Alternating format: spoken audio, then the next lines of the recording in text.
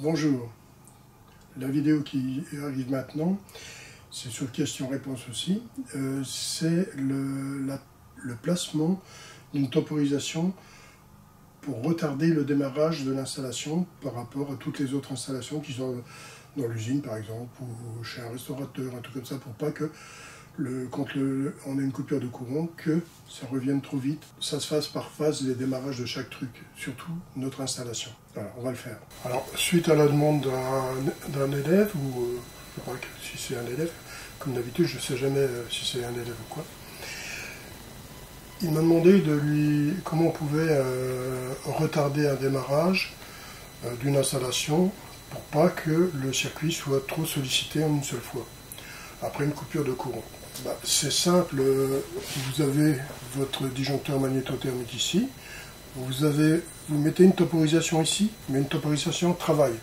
La temporisation travail, dès qu'on va lui envoyer de la tension ici, le temporisé va commencer à compter. Alors admettons qu'on ait 10 secondes ici, mais au bout de 10 secondes, paf, le contact ici va se fermer. Donc c'est d'office comme ça que ça va fonctionner, le travail. Quand vous avez une croix comme ça ouverte, ça veut dire que c'est un temporisé travail. Vous voyez, c'est comme un relais, mais sauf qu'il est sans plus. Le relais ici, il n'y a rien. Donc le contact du temporisé travail, je peux le mettre après un interrupteur marche-arrêt. Lui, je le ferme pour demander. Par exemple, j'ai fermé ici, je demande, je ferme ici, et après un certain temps, paf, lui va se fermer. Parce que j'ai eu une coupure de courant qui s'est produite après 1 heure de travail. Bon, ça c'est le courant a coupé.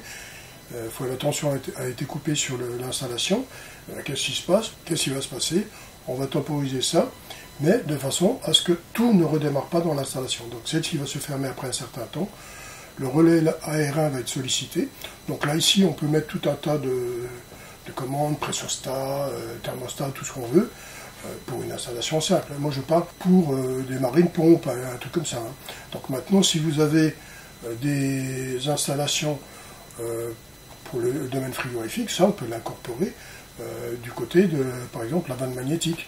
Le marche-arrêt, il sera du côté de la vanne magnétique, donc thermostat, vanne magnétique, qui, lui, pourra me permettre de faire le pump down. Donc on enclenchera la mise en marche. Après un certain temps, lui se fermera, la vanne magnétique sera alimentée. Et quand la vanne magnétique sera alimentée, qu'est-ce qu'on aura? On aura le gaz qui va passer dans l'installation, va monter la pression, le pressurstat se mettra en route et on a notre système pump down. Donc on a tout un artifice pour les pump down. Regardez mes vidéos qui sont pour le pump down, j'en ai 3 des vidéos.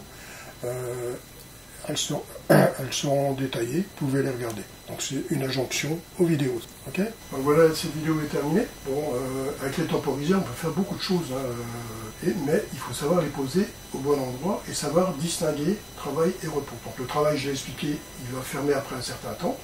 Tandis que le repos, lui, il est déjà fermé, par exemple, un contact fermé, il s'ouvre directement que c'est alimenté, et après un certain temps, il va revenir, quand il n'y aura plus l'alimentation du temporisé.